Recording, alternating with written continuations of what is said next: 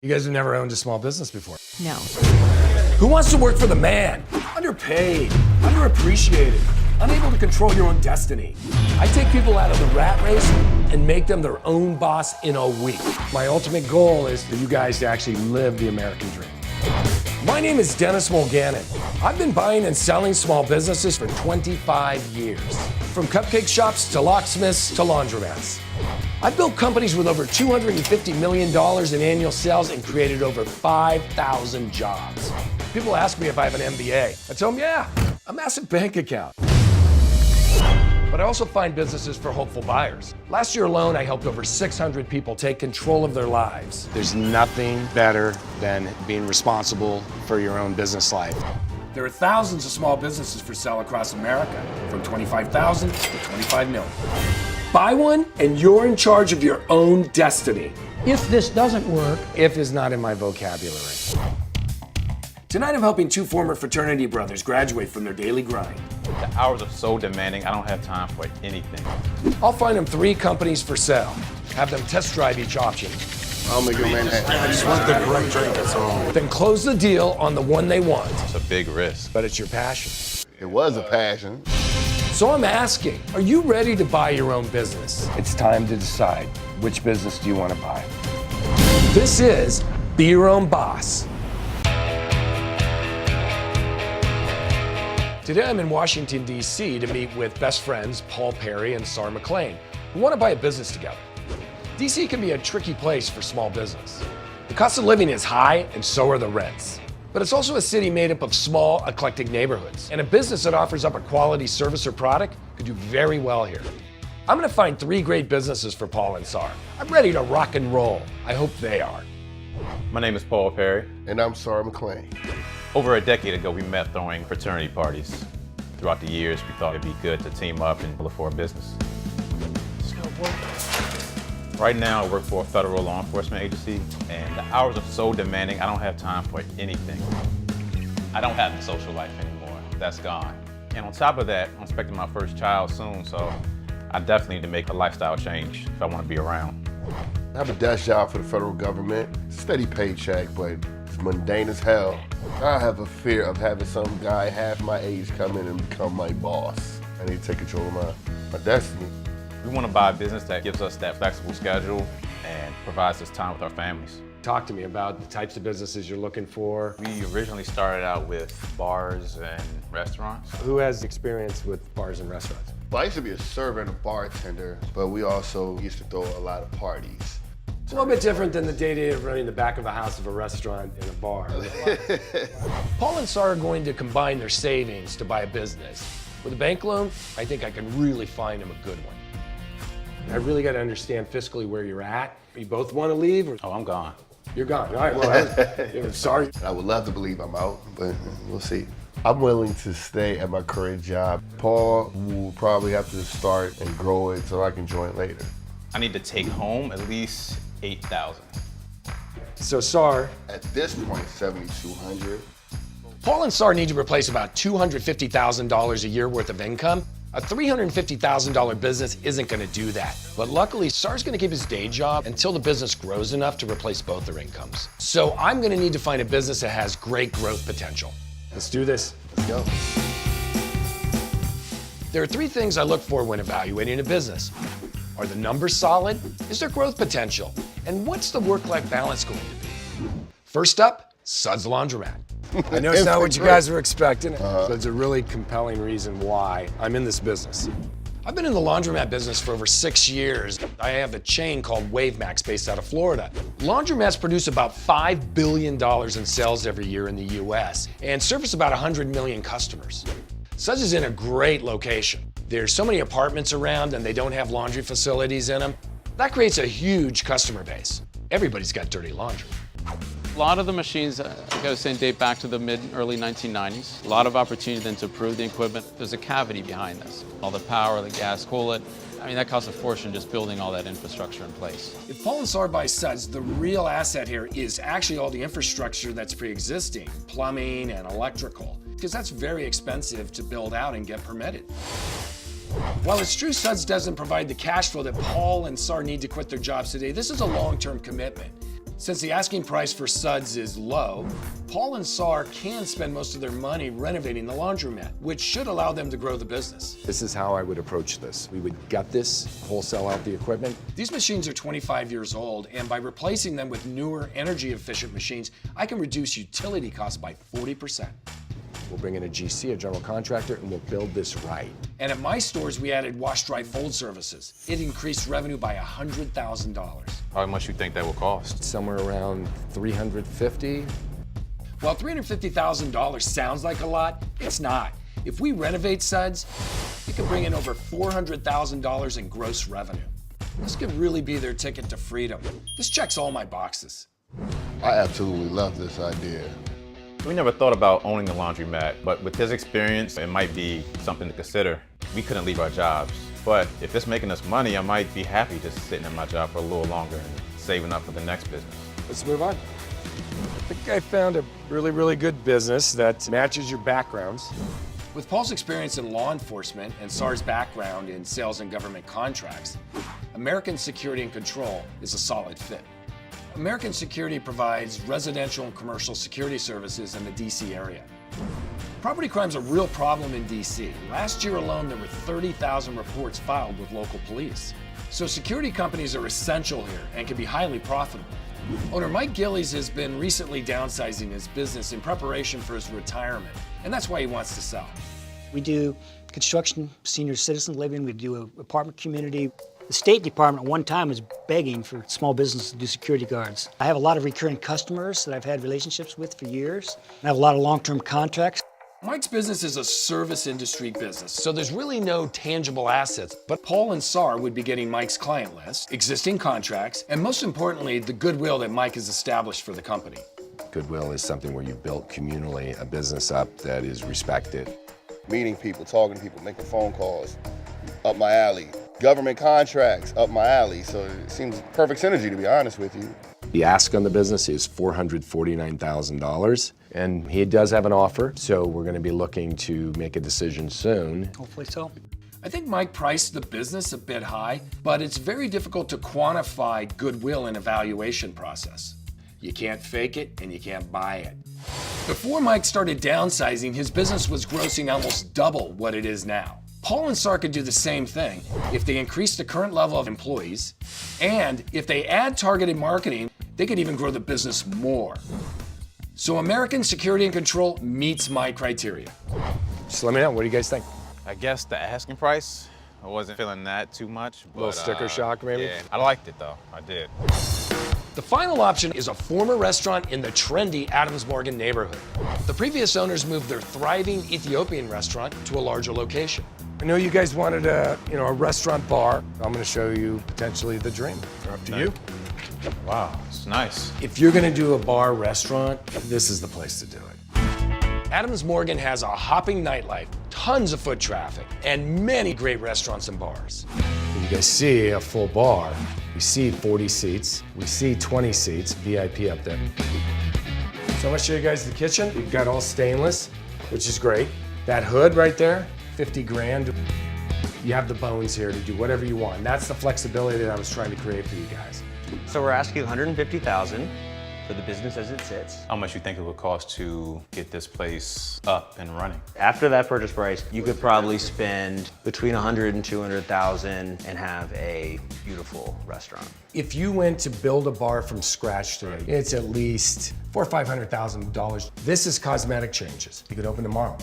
The asking price includes a below-market lease for 10 years, a fully built-out kitchen and bar, as well as an existing restaurant bar license.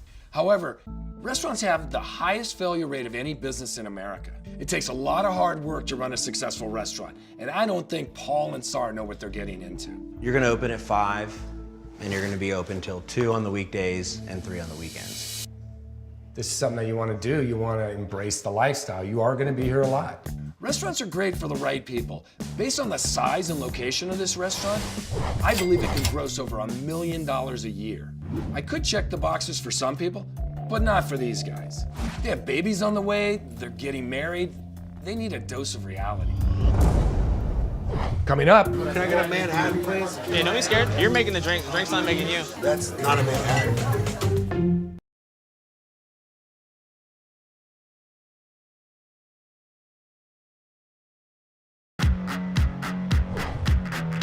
best friends, Paul Perry and Sarah McLean, are looking to buy a business together.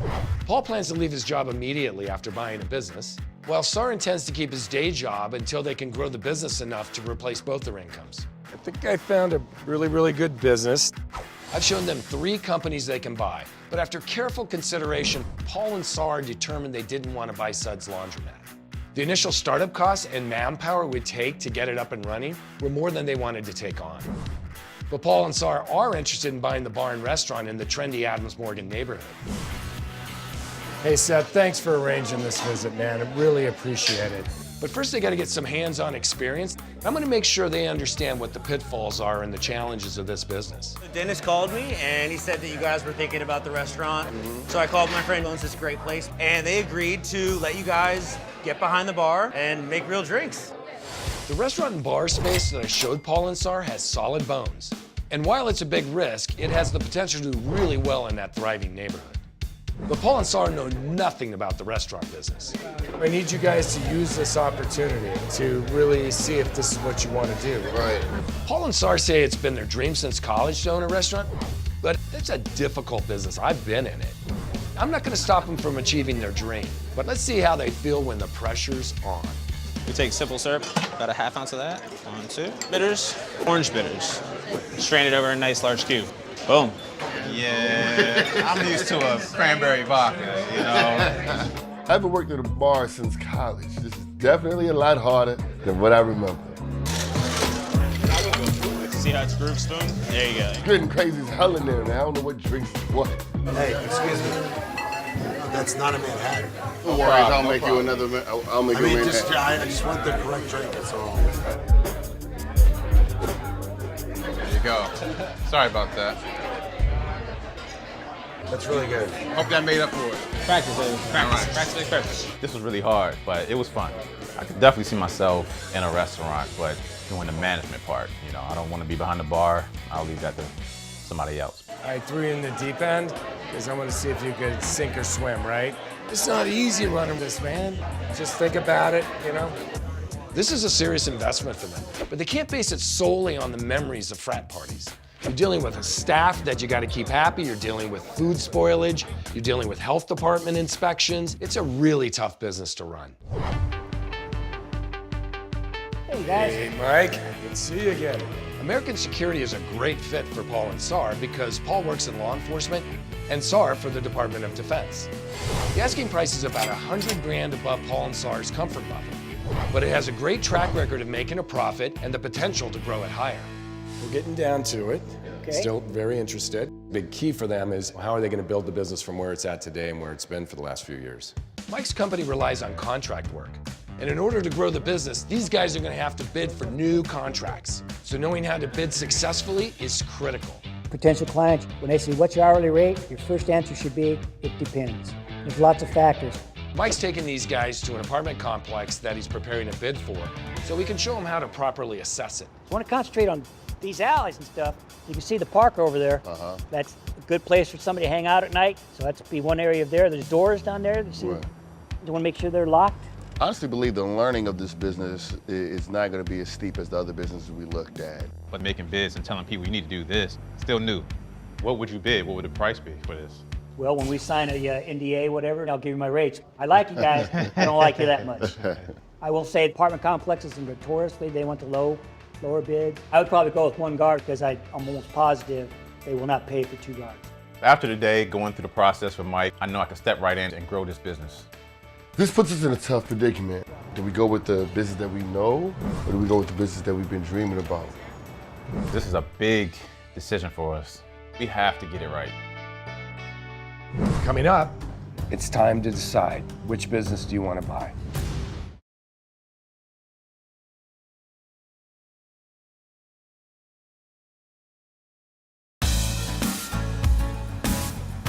We're down to 2 businesses.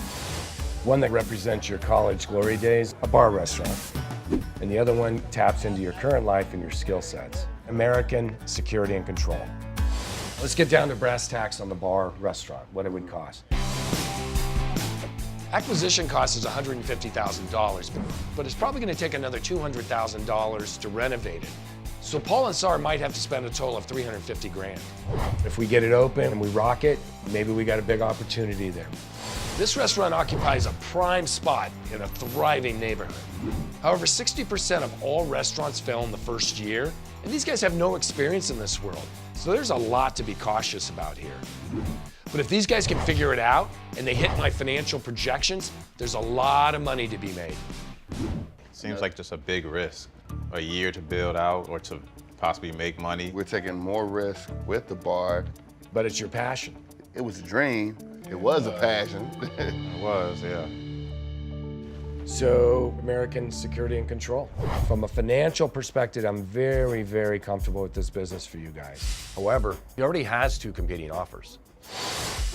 American Security and Control comes with a higher price than the restaurant, but it earns a steady profit which will only grow if they can build on Mike's existing contracts and expand throughout the metro area. Just working security, the biggest thing is when somebody doesn't show up, and that looks bad on the business. It can break a contract. just Right, so you know. definitely Yeah. make a contract. That's a big concern for me.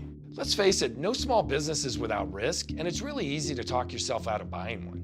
Unfortunately, there's competing offers on the table, and if Paul and Sar want to get in the game, they can't wait any longer. Okay, guys, it's time to decide. Which business do you want to buy?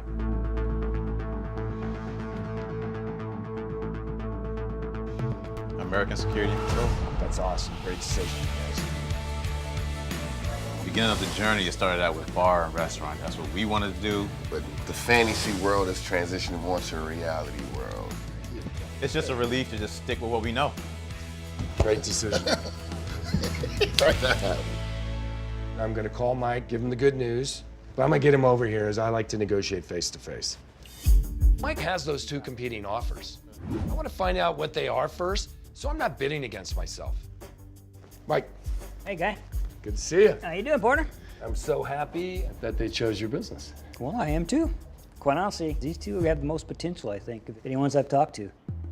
You've told me that you have some offers. I'd like to know what the offers are. Fair enough. The ones right now on the table are $330, I think, because they look at me and think I'm dying any day now. And I cash. know differently, Yeah. so. There's also one that's $350. They actually want more financing than I'm probably willing to give, but I haven't gone back with a counter offer on that yet. Let me go talk to Paul and Sar. All right, I'll see you in a few. See what we have. All right, thanks, Sure, Mike. guy. So he has a cash offer of $330,000. He has a $350,000 offer with financing. I'd like to cut it right down the middle and go back to him with a $340,000. Definitely, Yeah, definitely. Okay, I'll be right back. What we want to do is offer $340,000. Okay. It's a tad lower than I thought. We're looking at a 30-year-old company. This company's almost older than they are. This business is ready to make a profit on day one. It has no debt, and the security contracts Mike has collected over the years has tons of cash flow. I believe we're making a fair offer based on what the revenue is today. But will Mike agree with me? What I don't want to do is disrespect also, Understand, yeah, right? But I gotta be honest, I just don't know if that's a good deal or not. I really don't know if I want to go down this path.